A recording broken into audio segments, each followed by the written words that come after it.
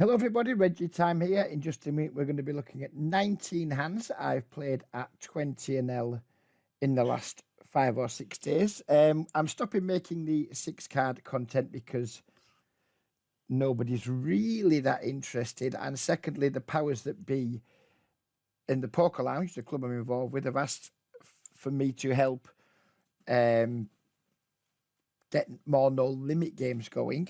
And therefore, I need to be practicing No Limit again because I haven't really played it consistently for like 5 months now.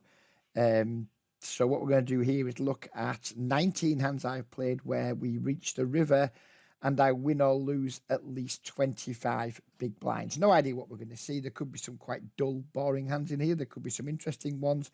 Not going to go too much over stuff. Just going to watch the hand through and then say how often or how much I've deviated from my what I would loosely call a strategy.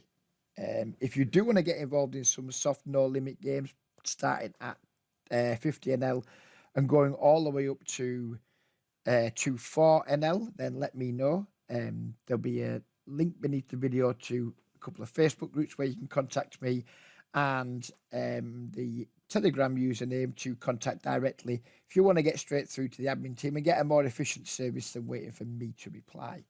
So let's get on with the hands. We have a limp here. We ISO to 6 big blinds. We fail to ISO the limper, but we get the big blind instead. Probably just range bet in this flop. And I don't love the size though. A little bit bigger, maybe. This was from earlier in the month, whereas maybe using smaller sizes. But I like just using B40 as a basically heads up in position, range bet 40%, see what happens, go from there is my basic strategy. Obviously, we deviate from that a little bit based on opponents and what have you, but that's my basic plan of attack. We get a call, turn 2 pairs, check, barrel for overbet, get shoved on, call it off,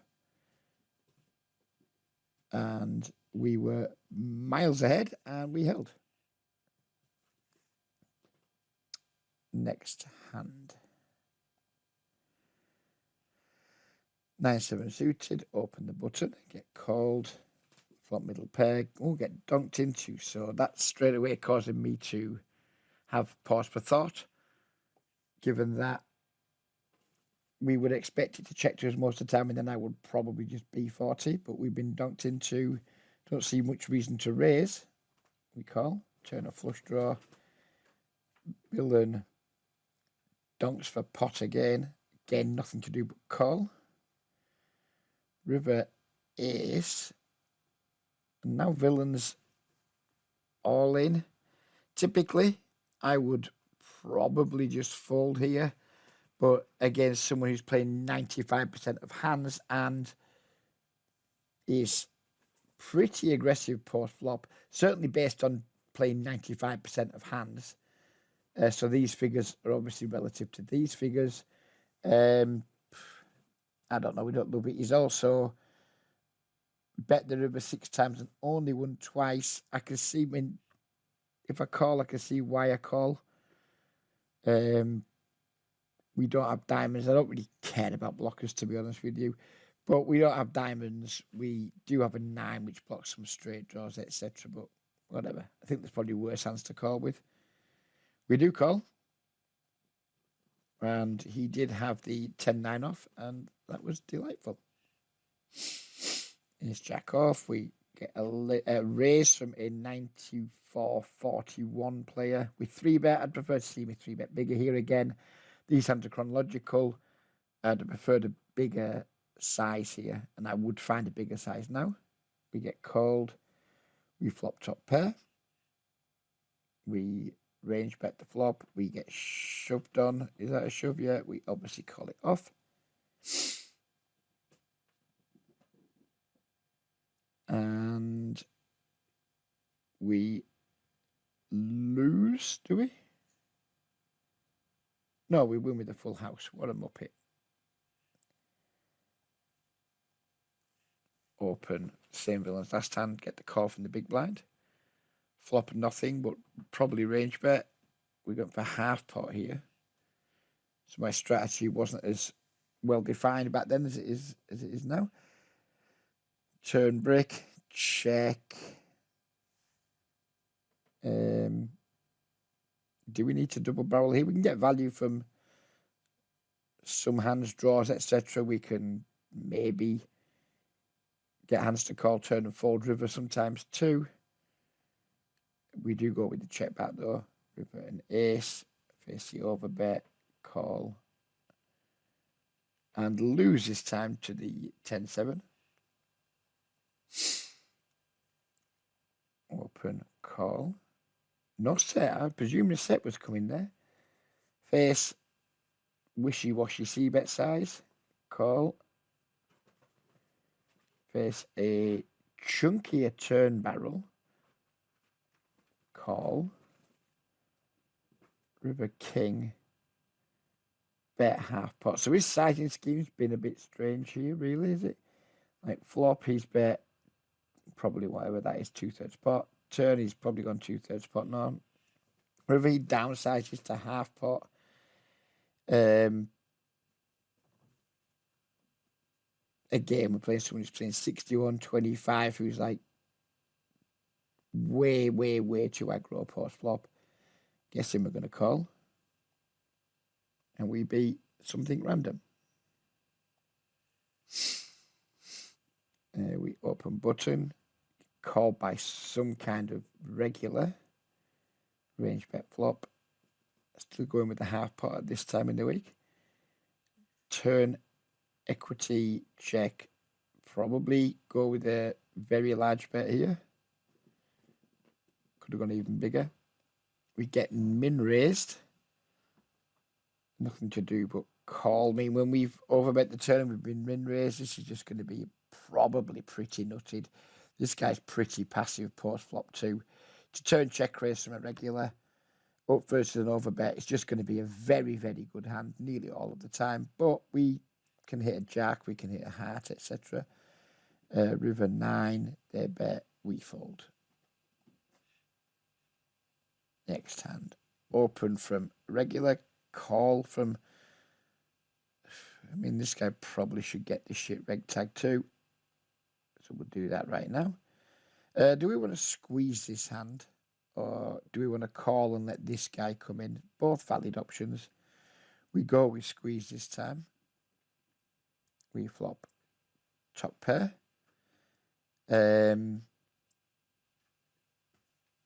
Now this is where in the colder light of day I wouldn't check here because in position opponent's too passive. But my overall strategy out of position 3-bet pot is going to be do an awful lot of checking. We do find the check. He bets pretty big. Well, we're obviously not folding. And versus a big bet, I don't think I love raising. Turn brick. We check. He goes all in. We don't beat value. We do beat lots and lots of draws. Thing is, we got like a pretty passive player who's just bet big on the flop and then overbet jam the turn. But then you go to your bluff catching questions of have we given rope? Yes, we've definitely given rope with 3-bet pre, then we've checked twice with top pair, check called. Is it a big bet for the game? Yes, it is. It's an all-in for 100 big blinds. And is this villain capable of bluffing? Doesn't look like he is. The checklist kind of doesn't help us. I decided to go with call this time. And villain had a pocket pair that I presume he was turning it into a bluff, but to bluff me off what? Fuck only knows. I mean, this could be theory approved from villain. I haven't got a fucking clue. I don't really care either. I've just got my strategy. I've got my trying to rebuild my good repeatable thought processes. If you don't watch Hungry Horse, I'm basically just parroting stuff that he says, but hopefully applying a lot of it too. So we went with our repeatable thought process and our bluff catching checklist. There was one tick in the bluff cast checklist and two in the no bluff, in the under bluffing. Like, say, have we given him rope? Yes. Is it a big bet for the game? Yes, which usually means it's under bluffed. And is this villain capable of bluffing? Hard to say, but your stats would say not too much. So maybe the repeatable thought process and checklist could have led us to fold there, but I chose not to fold and it worked out. Min raise from a whopper. We just call the small blind with the pocket eights. Villain C bets 2/3 pot. We go for raise. Yeah, just in his stack. Never mind. It's going to be a boring one. This one he calls. We presuming we were going to jam the turn, and we just didn't jam the turn, which, oh well, I was just being unnecessarily fancy. And we won that one.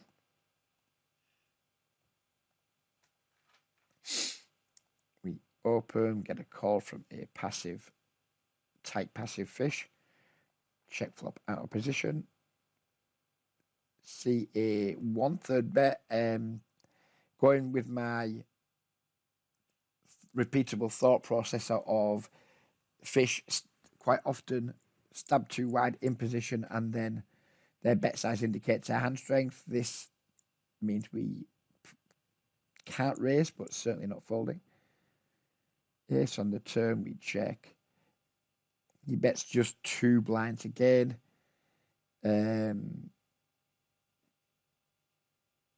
Nothing to do but call again, I presume. River Queen, check. He now sizes up to 4 big blinds. I think at this point we can just fold. We're facing a triple barrel in position. We have given rope. It's a small bet for the game, and the villain does seem capable. So when you go by the repeatable thought processes, this is a trivial call. But I suspect we're going to lose a lot. But we can afford to lose a lot because it's such a small bet in a small pot. Wow, I actually went for the raise. Turning a bluff catcher into a bluff, another Hungry Horse activity. Hasn't worked this time. And we lost to the King 6 offsuit. Pocket Kings. We ISO to 5.5. We get donked into on Queen 5/5 for a small. Should raise. I just stick it in. Whatever. I mean, and again, it's another pointless tiny pot. We ran into Ace 5. Limp ISO, but small ISO, but also small stack. If he was 100 bigs deep, I would almost assuredly 3-bet this hand. Because I'm not really a big believer of when I see shit regulars isolating to a small size, I'm not really convinced it's a good hand very often. It's probably a reasonable hand, but not a nutted one. We go with the call low. Check. Villain C bets 1 big blind. Could definitely consider raising here. We do. Get called. Turn 3, which is a brick. I think we only have 1 bet size here for betting, and that's all of it. Which is what we go with, and we get called. Hit the jack on the river, and we beat the 9/8. Happy days. Limp, ISO, what looks like from the same villain, but this time he's gone to 5 blinds rather than 1. We come with the 3-bet. Villain calls. Range check, flop, check back. King on the turn, probably checking again now.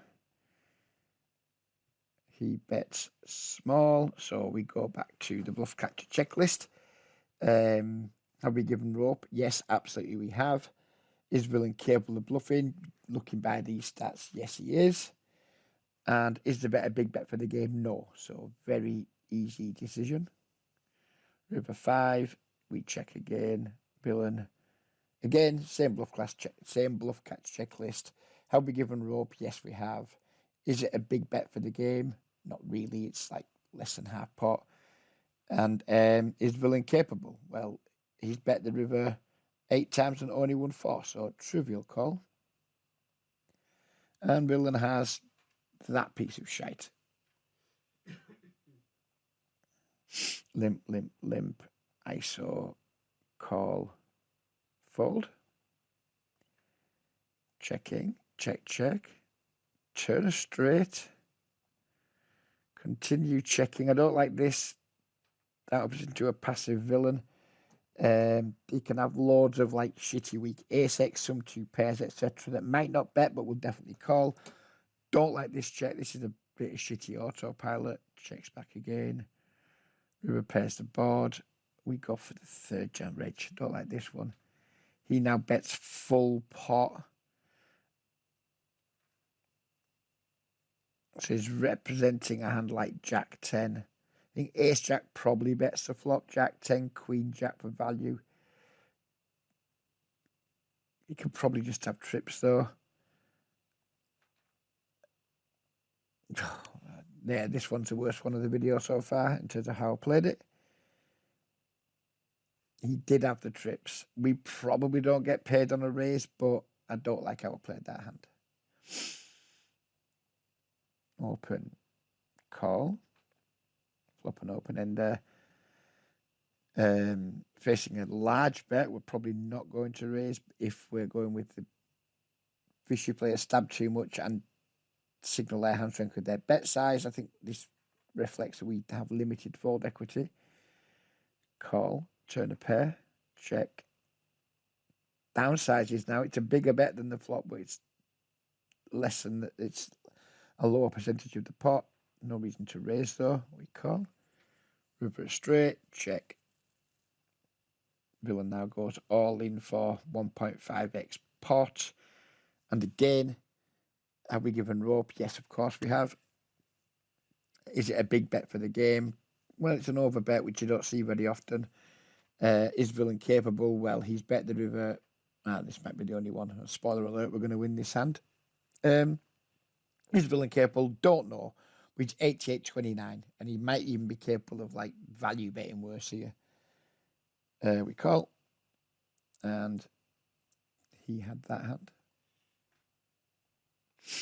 Open, 3-bet, cold call. I remember this one boring. This dude just wins your pocket 4s. Limp, ISO, 3-bet. Another boring one, cold 4-bet jam by a shit reg. We beat queens. We beat jack, sorry.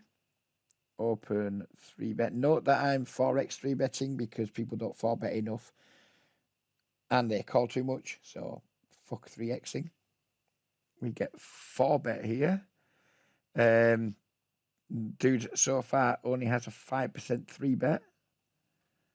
And he's only he's 4-bet twice. And it's a pretty nitty reg. We just go with the call in position. Flop top pair, checked. We should probably stab there. This is me just being trying to be too cute. River, he bets. We just call, and we so could have stacked him there. He found the absolute classic shit reg 4-bet. Oh, I've got ace-5 suited. I'll 4-bet that one. I didn't play it any better, to be fair. Just 2 shit regs, shit regging. Open the king queen. Call from a whale. Get donked into a half pot. Certainly not folding. We elected to call. Turn 7. Now facing check, we're just going to try and make him fold something, I guess. We go with a small bet in position because we want to try and force him to raise his good hands, just call with his weak hands. He does just call, river ace, check, and now because we think William's pretty capped, he's donked the flop, he's bet. So did he donk the flop? Yeah, he donked the flop, he check called the turn. He's going to be pretty weak here a lot of the time. Probably somewhere around 4x. Maybe he's hit the 7 with a hand like 6-7, that type of thing. We go with the overbet bluff. This guy, I remember this hand, he snapped us off and he had 2 pairs, so good hand to him. We open the button, we get a call. See a bit small in position. Try and force villains to raise their good hands. Turn ace. Now go with the overbet. Get a call. River 7. Villain checks. So then what do we think villain's range looks like here? It's going to be a lot of stuff like 10-8, Jack-9, 6-5, etc. for all these air. Not worried about that. If we're going for calls, what are you trying to get calls from? He's check called the flop, he's check called the turn over bet. I think we shed quite a lot of 9x and 7x with the turn over bet, which is going to leave him on the river with maybe stuff like some ace x and missed draws. So not loads of hands to get value from, in my opinion. I go with a small bet, just trying to get some crying calls, maybe. We've got like 9x of hearts or something. He calls. And we value bond ourselves. And that is the last hand. Didn't expect to get through 19 hands in 22 minutes. Maybe I've rushed through them a little bit. But I'm going to be doing more of these because I'm going to be focusing on no limits, certainly for the next week or so. It's Cheltenham week this week. My main focus is going to be on enjoying the horse racing and not spoiling my day in the evenings by swinging around like a maniac at PLO. So I'm going to just have a pretty consistent no limit grind this week, probably on the mainstream sites in the mornings, then watch all the racing in the afternoons, have a nice nap, and then playing the private games or the union games in the evening. So I'm going to pretty no limit intensive week. Hopefully bash some no limit videos out for YouTube. And if you want to watch my no limit videos from the club games, if you join both of the Facebook groups or one of the Facebook groups, you'll get to see them too. Only join the UK Facebook group if you are based in the UK, please. But yeah, if you want to see my club game videos, then you can find them on Facebook, because the host client doesn't like their games being shown on YouTube, so we can only host them in the Facebook groups. But thank you very much for watching. Any comments would be welcomed. Any likes, etc. would be welcomed. And we'll see you on the next one. Bye-bye for now.